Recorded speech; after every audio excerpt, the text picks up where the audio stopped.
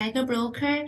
I'm Cecilia from Bosera International. Today, I feel very honored to give a presentation about Tesla, cutting price reduction. And Tesla and BYD are adopting a price reduction strategy. So I think everybody has a question is that where would the new energy vehicle industry go? So let's take a look. Let's take a closer look at. So actually, the whole background is that Tesla Model 3 and Model Y, which are the two main products, have been significantly reduced in price to form competition with BYD's best-seller like Han and Tang series. Nearly 2 months after Tesla's price cut, BYD finally chose to respond with a price cut to face a significant drop in sales in the short term. So look at the picture on the left. The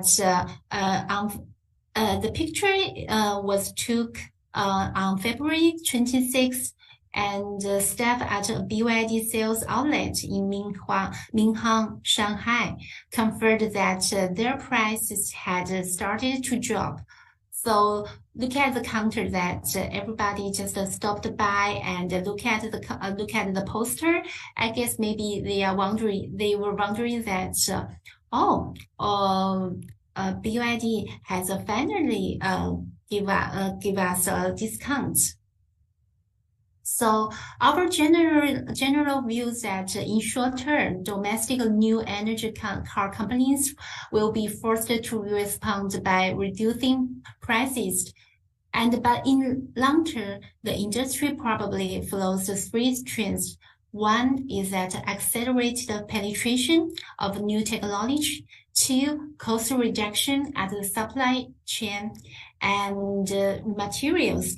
And 3, general integration on production. I mean, the whole making process. And look at the picture, and you can see that despite the competition from outside, new energy vehicles market share still picks up in February. Of course, in the January, because of the Spring Festival and the data number was not that good, but comparing with the January data and the February data, probably just rose very fast. And especially Ian and Jake, the 2 brands name, and performed pretty good. So you can see that actually the domestic car companies did a good job, but unexpectedly that Tesla launched a cutting price strategy this year, and many domestic car companies faced a lot of pressures. And actually, the domestic car companies have developed very fast during the last 15 years.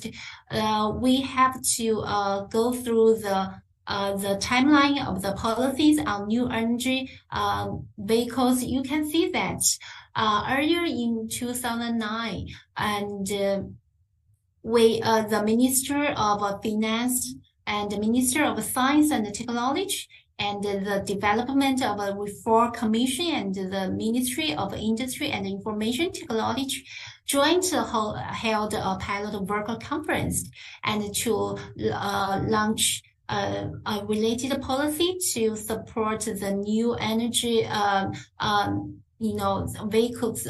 vehicle, and which kicked off the development of the new energy vehicle industry. And the last 10 years, we could see that many policies just pumps up, sometime on and off. And even earlier this year, we still could see some policies be plunged by the state watchdogs. So I could say that still the domestic car companies still needs subsidy. So it's not it's still early for the subsidy exit.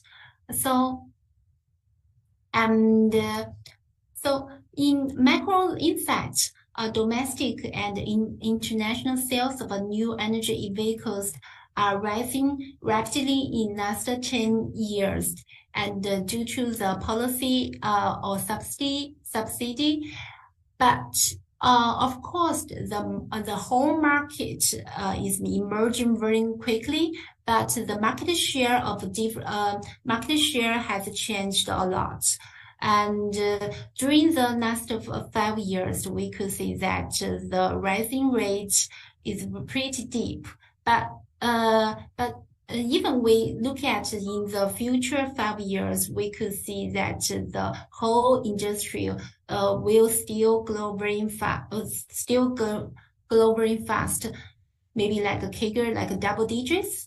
But of course, the growth rate, maybe a little bit become slower. That could be reasonable. And of course, you could see that there are also some maybe risks due to the price cutting strategy. So what could the domestic car companies could do, especially the new energy vehicles companies? I think just I mentioned before, there are maybe two dimensions we could focus on. The first one is that penetration of a new technology. Look at the picture. Of course, the technology is very complicated, but anyway, we have to focus on the new structure and process, and to make the new technology. We have to make sure that domestic car companies, they have to become fast enough to adapt to the new technology. So this is one reaction. Reaction two is that increased cost pressures drive a higher proportion of external supply and lower cost on the material system. So just like Tesla's management team said, why Tesla has the power to reduce the price, because they have unique supply chain system. So I think for the domestic car companies, we have to increase the efficiency of the supply chain, and we have to lower the costs on the material system. So look at you could see that the gradual integration of the OEM supply chain with the other selectors has become more and more higher. So in the long term, external supply of the electric drive will become mainstream, driving domestic new energy vehicle production costs to continue to fall. So we have to use the external supply chain to lower the cost of the manufacturer. And the reaction three is that integrated production. So we have to make sure that where the through the integration of complaints with a similar application, we could that to make the more integrated component production could bring the smaller footprint and the lower cost. So we have to make our manufacturing process more integrated. So that's maybe the three reactions to the price cutting strategy. So in our general views that after the price reduction, the shorter decline in new energy vehicle prices has forced the battery companies to reduce the prices slightly. So you could see that some of the battery manufacturer has reduced their prices. Of course, this cutting price strategy has to have some impact on the materials like lithium ion and silicones. So but we could see that with the February data numbers, we could see that there are strong demands of the new energy vehicle. So you can see the prices is kind of like a climbing a little bit faster than maybe last month. So where would the battery industry go after the price reduction? So we think that first of all, take BYD for example. They have the new technology of the battery and. Not only just for their own cars, they have to sell their batteries to Tesla and other car companies. And of course, the overseas sales is very important. So we have to extend our external supply chain. So anyway, we talk about the maybe the advantage of our domestic car market car companies, but we still have to avoid risk and you could see that there may be some potential risk. The first is that battery industry expansion caused by a surge in supply might lead to vicious competition caused by the decline in prices of batteries. So we could say this wouldn't happen, but we have to have some concern about the competition. And the second is that the demand from OEM is lower than expectation. And the third risk is that overseas capacity expansion and trade protection. So for investment recommendation, and first is that we have to make sure that the domestic car companies to grasp the opportunities of a low valuation in the new energy automotive industry. And second, focus on the Dell firm in industry with a stable competitive edge, global orientation, and high uncertainty on earnings. And the third is that focus on the top material and battery companies.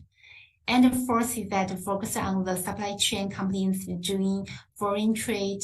And the fifth, but not the least, that focus on the PV installation industry, since the demand is expected to remain high. So sometimes I think that it is not easy, even very hard to find like a 10 bagger. So ETF project actually is a good investment tool for our investors because we could feel the emerging demands from some industries, but it's not that easy to find which company to benefit from the industrial demands. So I think ETF is just like to invest in a pool of several good companies. So we could use the ETF as a tool to invest in good companies. And we even could just invest like timely and maybe once a month, once a week, depends on you. So our We Tiger broker actually has developed the American stocks related investment, and we're still in the process of development of Hong Kong stock market, Hong Kong stock investment. So please, let's take a closer look at the procedures and the Hong Kong stock investment timely investment tool will be on the line on quarter two. Hoping you guys could just keep a closer look at it. We'll see you on quarter two, and bye bye.